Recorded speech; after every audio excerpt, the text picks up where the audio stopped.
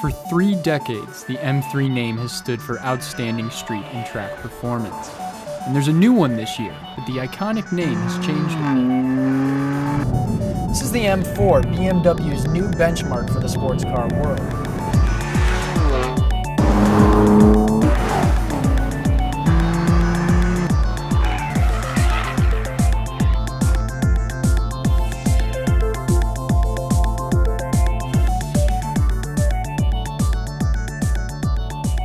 Don't worry, M3 is still alive and well.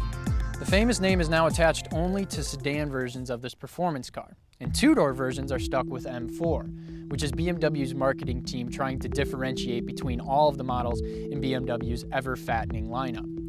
But whether it's M3 or M4, the basic formula for this car is the same as it always has been. Front engine, rear-wheel drive, perfectly balanced chassis. But like all other sports car makers, BMW has had to make some changes to get with the time. Changes to things like the engine. While you used to get a snappy, high-revving, naturally aspirated engine, you now deal with turbo lag.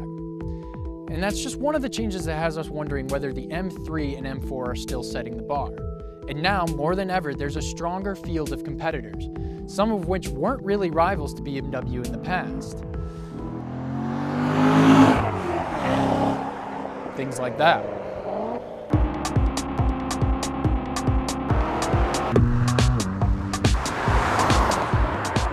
This is the 2014 Chevrolet Corvette, and yes, we're going to compare it to a BMW M4. That's because you no longer have to make excuses for this car. It's fully fleshed out, well executed, well rounded, and finally ready to hang with the best from Germany.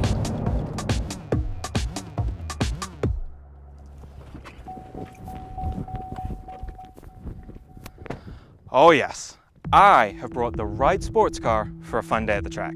Yes, I agree that the Chevrolet Corvette is a fantastic sports car. Absolutely, hands down. But it is not going to beat a BMW M4. This is a new M4. It's not going to live up to that heritage of M cars you love. I mean, it has a turbocharged engine Yeah, now. but it's a really good turbo engine. But this has got a small block V8. That's a real proven performance formula that we've used for... But it's proven to make you crash when you're on a wet track like this. No. This is a modern Corvette. It's got carbon fiber, it's got magnetic dampers, it's got an electronic diff. And that's all great, but that was all put in by some guy named Chuck in Kentucky. Chuck put them in for people who want the best sports car possible. Yeah, but this was German engineered. Everything is toiled over and combed. Clearly, this wasn't going anywhere, so we decided to settle things on the track.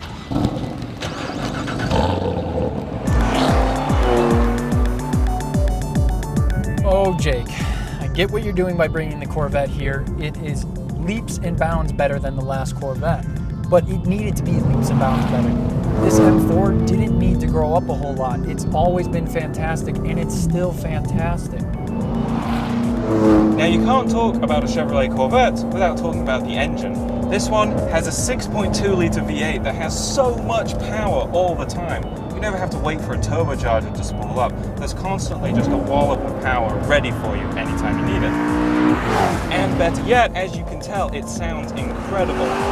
It's sort of a blend of racing car and classic 60s muscle car. The last M3 had that high-strung V8 in it, and it had a lot of horsepower, but not a whole lot of torque.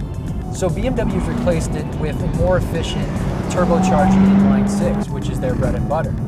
Now, horsepower is about the same at 425, but torque has increased to 406 pound-feet, which is a whopping 111 more than the outgoing car, and you can really feel a difference. A lot of sports car companies are going away from manual transmissions, but when you have one that's as good to use as the 7-speed manual in this Corvette, it's really hard to imagine ever giving up a clutch pedal. And if you do find it difficult, this car has a rev match feature, so when you downshift, the car automatically blips the throttle so you're ready to go in the lower gear.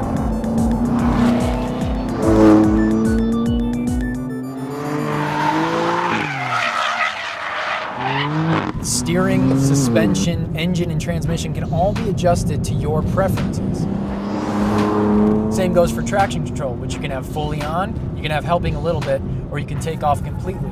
And if you do turn it off completely like this, you just sit back and enjoy the slide.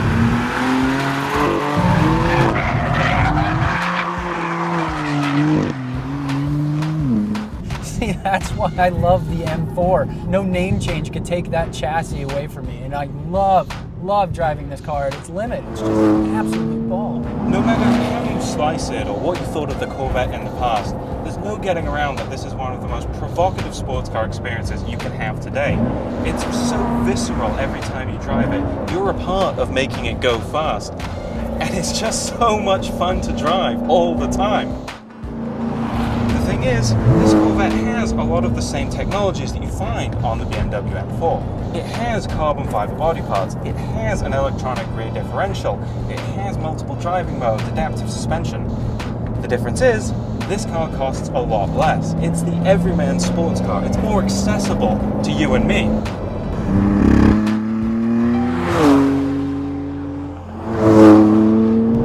BMW didn't have to do a lot of work to make its M4 a fantastic car. It's always felt pretty grown up, very balanced, very fun to drive. The Corvette, however, had a lot of growing up to do, and it did.